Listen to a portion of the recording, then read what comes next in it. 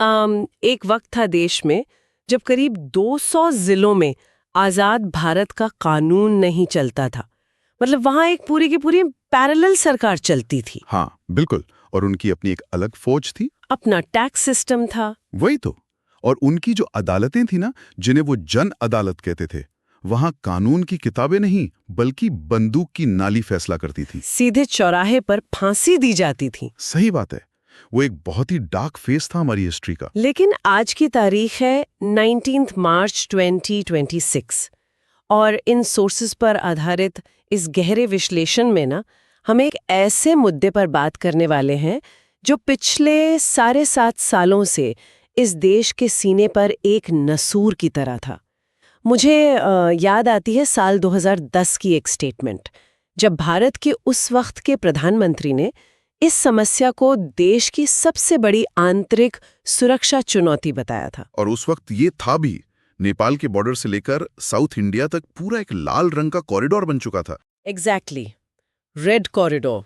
लेकिन आज 2026 में होम मिनिस्ट्री के नए आंकड़े और हमारे जो सोर्सेज हैं वो एक बिल्कुल अलग ही तस्वीर पेश कर रहे हैं। आंकड़े बताते हैं कि ये आतंक अब खत्म होने के कगार पर है। पर यहाँ जो सबसे हैरान करने वाली बात है वो ये कि हम सालों तक इसे सिर्फ एक लॉ एंड ऑर्डर प्रॉब्लम मानते रहे।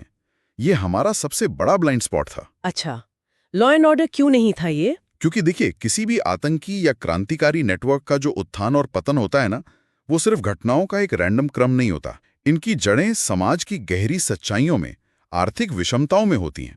और इसलिए इस चर्चा का मकसद सिर्फ आंकड़ों को पढ़ना नहीं है। राइट। हमें समझना होगा कि आखिर वो चिंगारी जिसके आगे हमारा कानून और हमारी फौज भी एक वक्त पर बेबस नजर आ रही थी, वो अचानक इतनी कमजोर कैसे पड़ गई। बिल्कुल। इन 7-8 सालों के खूनी इतिहास के मैकेनिज्म्स को समझना बहुत जरूरी है। तो चलिए इसको थोड़ा खोलकर देखते हैं, क्योंकि ये कहानी सिर्फ बंदूकों की तो नहीं है।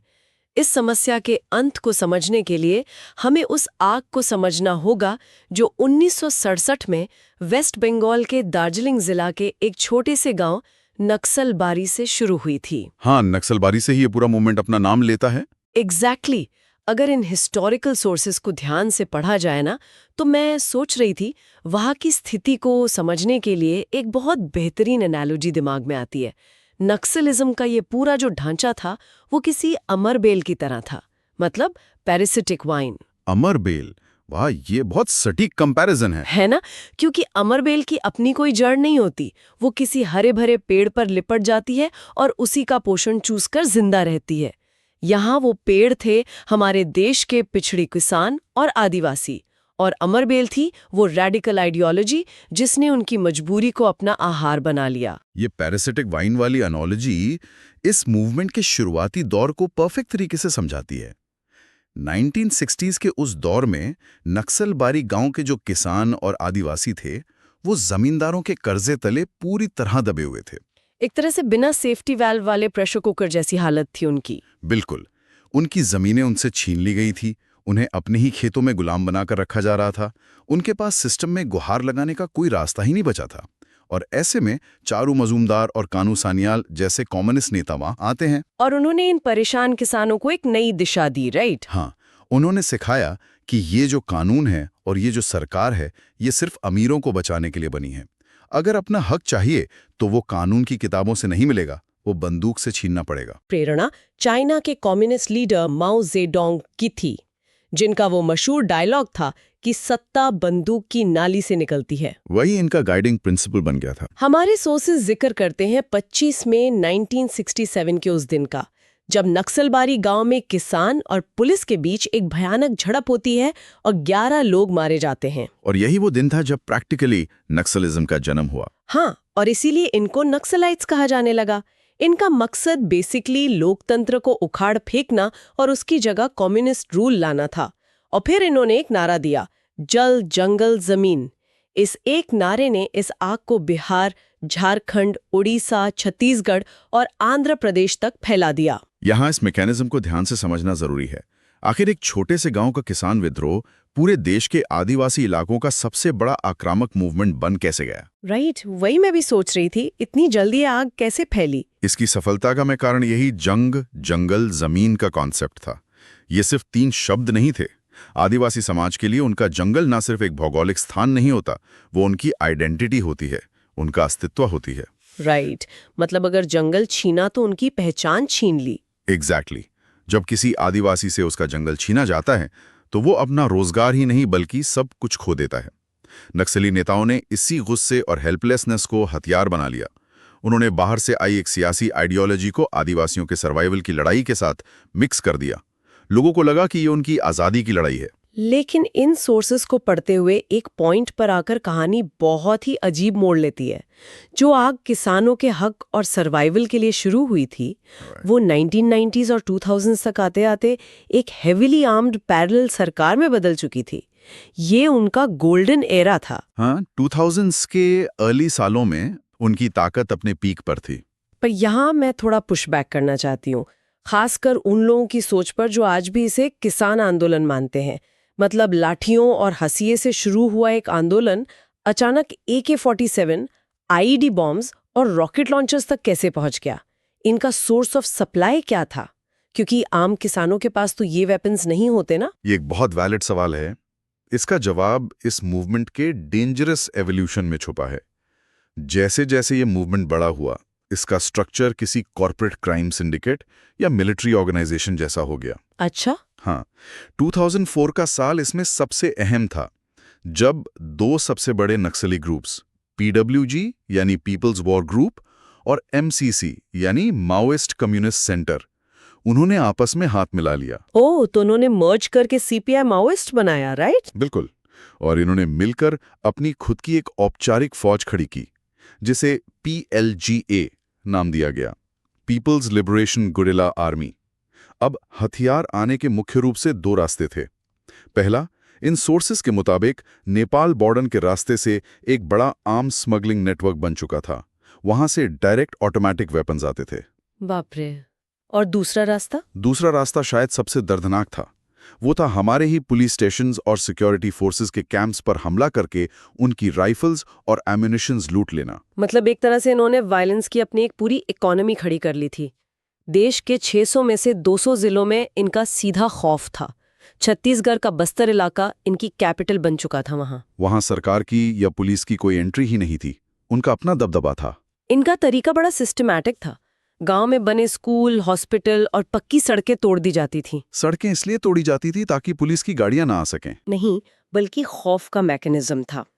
वहां लोगों को पुलिस का मुखबिर बताकर आम जनता के सामने भयंकर सजाएं दी जाती थी, ताकि डर का माहौल बना रहे। ये खौफ उनकी सबसे बड़ी ताकत थी उस वक्त। लेकिन ये सब अपनी एक्सट्रीम पर तब पहुंचा जब 6 अप्रैल 2010 का दिन आया। दंतेवाड़ा का वो घाट लगाकर किया गया हमला। हाँ, दंतेवाड़ा में नक्सलियों ने CRPF के जवानों पर एक भयंकर एम्बुश अटैक किया।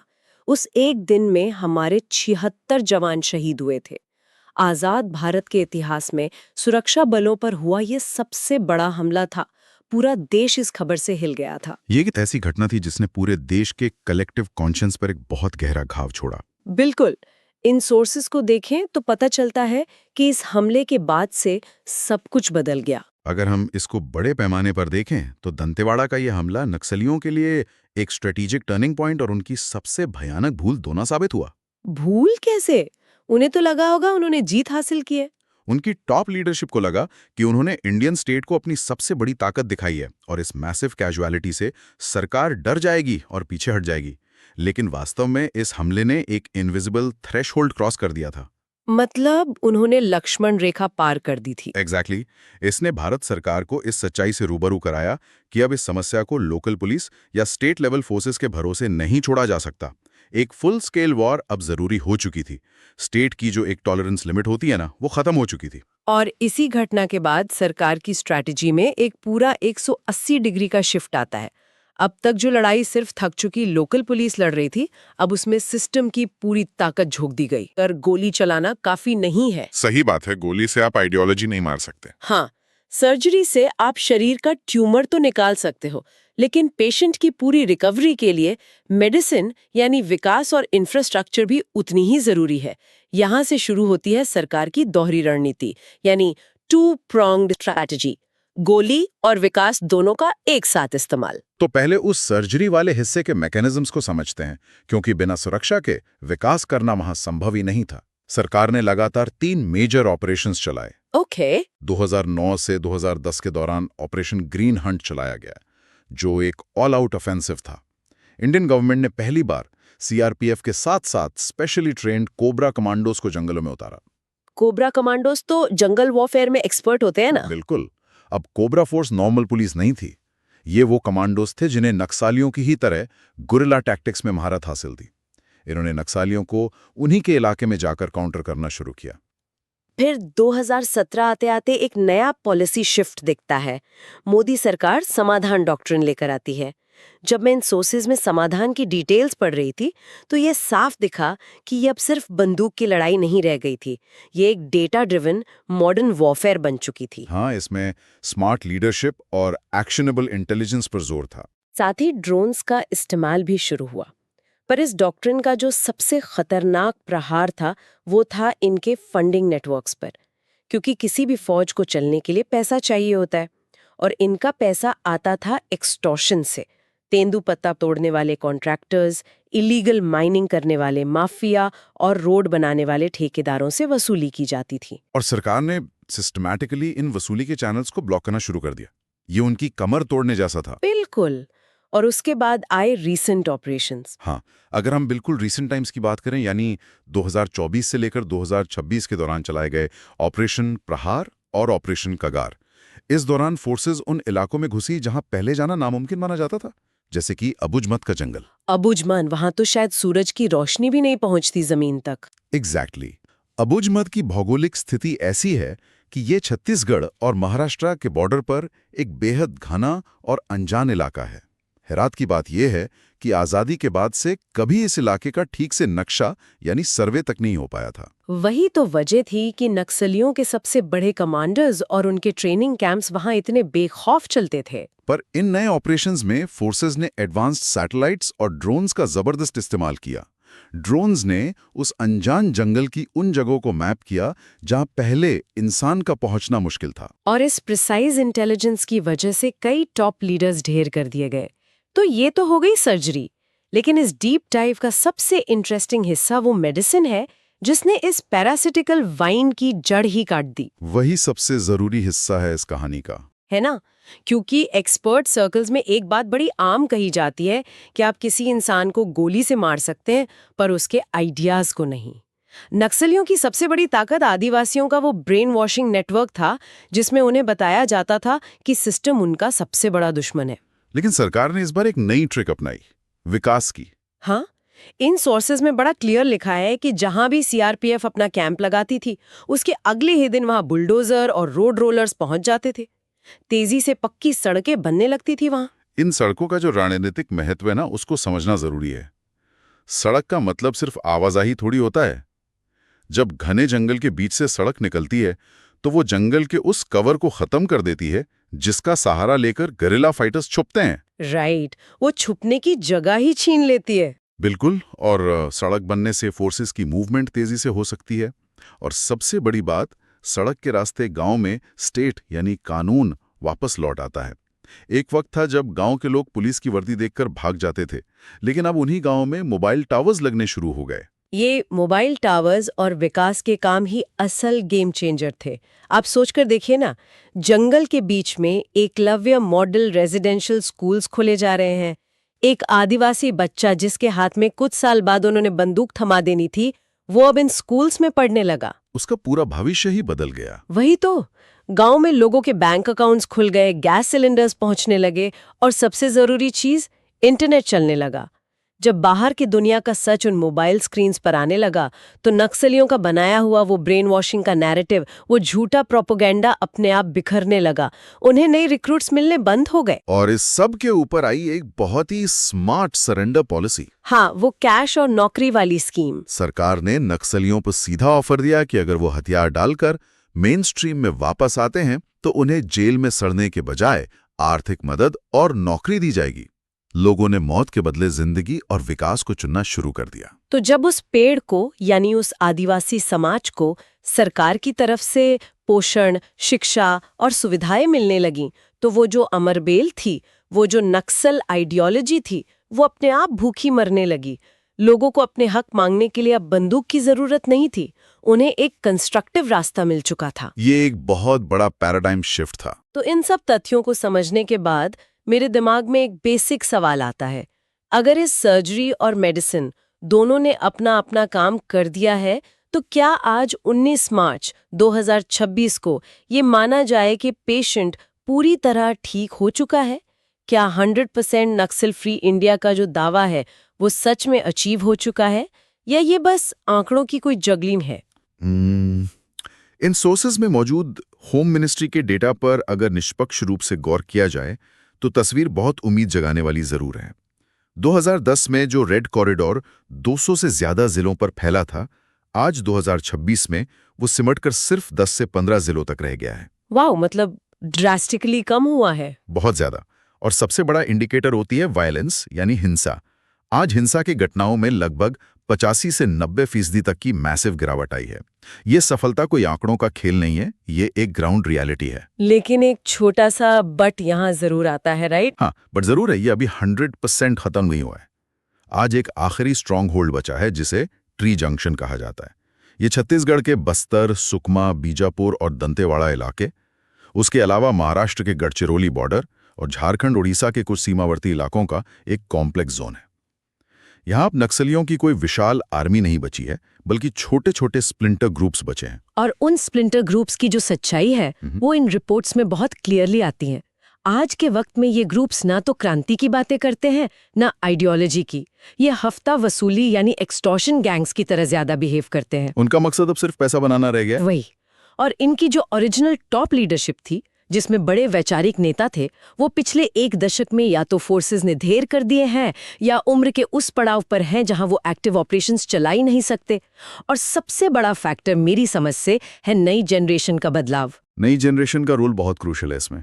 आज बस्तर के आदिवासी युवा की एक्सपेक्टेशंस दुनिया के किसी भी और युवा की तरह बढ़ चुकी हैं। उसे पता है कि मौत के उस रास्ते पर कुछ नहीं रखा। उसके हाथ में अब स्मार्टफोन है, वो दुनिया की प्रोग्रेस को देख रहा है और सच कहूं तो उसका हिस्सा बनना चाहता है। ये बदलाव ना एक बहुत बड़ा सवाल खड़ा करता है। किसी भी मूवमेंट की कोर लाइफ साइकिल को लेकर एक यूनिवर्सल रूल है। कोई भी आर्म्ड मूवमेंट तब अपनी आखिरी सांसें गिनता है जब वो अपना वैचारिक यानी आइडियोलॉजिकल आधार पूरी तरह खो देता है, जब उनके पास लोगों को जोड़ने का कोई विश्वास ही ना बचे। एग्जैक्टली। आज नक्सलिज्म के पास आदिवासियों की उन्नति या उनके भविष्य को लेकर देने के लिए कोई रोड मैप, कोई आइडियोलॉजी बची ही नहीं है। और जब आइडियोलॉजी मर जाती है तो वो ग्रुप सिर्फ एक आर्म्ड गैंग, एक ऑर्डिनरी क्राइम सिंडिकेट बनकर रह जाता है। और किसी भी लॉ एनफोर्समेंट एजेंसी के लिए एक क्राइम सिंडिकेट का खात्मा करना सिर्फ वक्त की बात होती है। तो इस पूरे 7.5 साल के सफर को अगर एक जगह लाया जाए तो हमने देखा कि कैसे एक जमाने में आदिवासियों की जेन्युइन मजबूरियों और सिस्टम के निग्लेक्ट का फायदा उठाकर एक खौफनाक और खूनी पैरेलल सरकार बनाई गई। इस आतंक के नेटवर्क को तोड़ने के लिए इस देश ने एक बहुत भारी कीमत चुकाई है। हमारे बहादुर सीआरपीएफ जवानों ने और पुलिस फोर्सेस ने अपना खून बहाया है, और उन मासूम आदिवासियों ने भी सालों तक परेशानी झेली है, जो फोर्सेस और नक्सलियों की क्रॉसफायर के बीच डेकेड्स तक पिसते रहे। इस सफर का निष्कर्ष यही निकलता है कि आक्रामक सुरक्षा और सिस्टम लेवल पर तेजी से होते विकास के कॉम्बिनेशन ने इस मैसिव नेटवर्क की कमर आखिरकार तोड़ ही दी। एक ऐसी आंतरिक चुनौती जिसने देश के एक बड़े हिस्से को प्रैक्टिकली सिस्टम से काट दिया था, उसे वापस मेन स्ट्रीम में लाना स्केल और एग्जीक्यूशन के हिसाब से सच में सराहनीय है। लेकिन इस गहरे विश्लेषण को समाप्त करने से पहले इस कहानी से निकला एक बेहद खतरनाक ट्रेंड सामने आता है, जिसके बारे में मैं चाहती हूँ कि लोग थोड़ा सोचें। आंकड़ों से फिजिकल वॉर तो जीती जा रही हैं, लेकिन इन्हीं सोर्सेस के भीतर एक टर्म का बार बार जिक्र आता है जिसे आजकल अर्बन नक्सलिज्म कहा जाता है। ये वो लोग नहीं हैं जो जंगलों में घुसकर हथियार उठाते हैं। ये वो लोग हैं जो मुख्य धारा में रहकर बड़े इंस्टीट्यूशंस या डिजिटल स्पेसेस में बैठकर इस रैडिकल आइडियोलॉजी को इंटेलेक्चुअल कवर देते हैं, उसे सपोर्ट करते हैं। ये आगे चलकर एक बड़ी चुनौती बन सकता है। वही ना, अगर इस नए लैंडस्केप पर गौर किया जाए तो एक बहुत गहरा सवाल पैदा होता है। अगर फिजिकल नक्सलिज्म बस्तर के जंगलों में इसलिए खत्म हो रहा है क्योंकि आदिवासी युवा के हाथ में बंदूक की जगह अब मोबाइल फोन और इंटरनेट आ गया है। तो क्या आने वाले वक्त में यही इंटरनेट किसी नई रेडिकल आइडियोलॉजी को फैलाने का डिजिटल हथियार बन सकता है? जब विरोध की लड़ाई फिजिकल जंगलों के धुंधले अंधेरे से निकलकर डिजिटल दुनिया के एल्गोरिदम वाले धुंधले स्पेस तक पहुंच जाए, तो हमारी लोकतांत्रिक व्यवस्था उस डिजिटल और अनजान आतंक से कैसे लड़ेगी? कल तक खतरा जमीन पर था, कल शायद खतरा आइडियाज के डिजिटल मैनिपुलेशन में होगा। ये एक ऐसी चुनौती है जिस पर हम सबको ध्यान देने की जरूरत है। आज के इस गहरे विश्लेषण में बस इतना ही।